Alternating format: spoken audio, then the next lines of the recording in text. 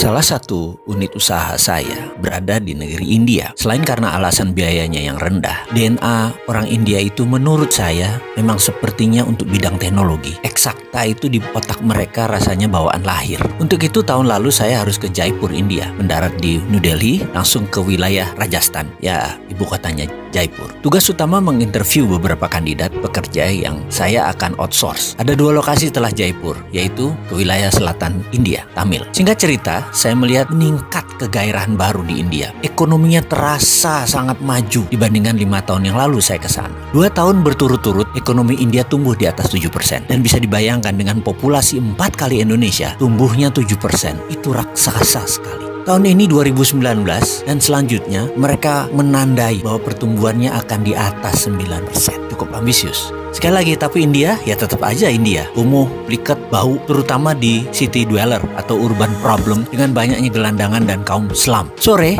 saya keluar cuci mata dari hotel. Sepanjang jalan banyak anak-anak yang menjual souvenir. Bagi saya sangat annoying, ganggu sekali. Mendesak terus, terutama ada satu anak yang usianya 12 tahunan kira-kira waktu itu. Kemana aja saya pergi dia menempel. Saya sampai gerah karena hampir 1 jam dia membuntuti saya dengan berbagai cara jualan. Kalau sebagai sales saya akui ini anak tough deal. Tapi sebagai korbannya saya seperti dibully. Puncaknya saya berkata, sorry kid, I'm not interested. But sir, this is good souvenir for you and your family, your friends. Katanya beralasan. Dalam hati, waduh ini anak benar-benar maksa banget. Bagi saya magnet tempelan kulkas itu sudah banyak. Itu aja yang dalam hati. Saya pun berkata lagi dengan muka jutek. Listen kid, 200 rupiah is good price, but I don't need your souvenirs. Bener, saya nggak butuh souvenir itu. Kalau kira-kira ya dalam rupiahnya 40.000 rupiah lah. Saya lalu mengeluarkan uang 50 rupiah dengan niatan supaya dia stop ngekorin saya kemana-mana. There you go. Nih, saya sodorkan 50 rupiah ke tangannya. Sekitar 10.000 rupiah. Dia mukanya mengkerut dan menatap. What it is, sir? Take it.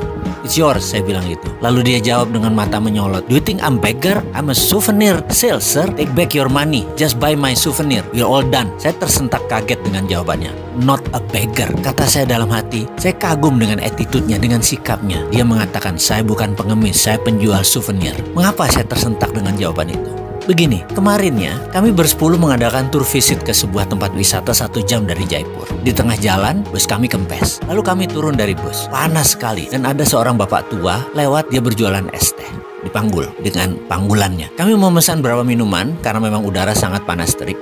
Ketika bus akan jalan, kami bertanya berapa harganya untuk 12 gelas teh es tadi. Dia berkata, 150 rupiah. Murah sekali, itu komentar kami pada saat itu. Saya pun mengeluarkan uang dan memberinya 300 rupiah dan berkata, take the chance, sir. Kata-kata ambil aja kembaliannya adalah bentuk apresiasi kami atas jasanya. Tapi, to my surprise, yang mengejutkan adalah dia jawab, no sir, this is your 150 rupiah. I'm not a beggar, I'm a tea seller. Kata-kata not a beggar membekas sekali di hati saya sampai saat ini. Karena apa faktanya? Besoknya, ini anak 12 tahun di depan saya juga berkata, I'm not a beggar. Bagi saya, what an attitude. Ini kalau begini, bangsa India bisa menjadi negara besar seperti zaman Barat sebelum Inggris masuk mengoyak tradisi dan kebesaran India. Jadi, hati-hati Cina dan Amerika, ada India yang siap menyusul Anda.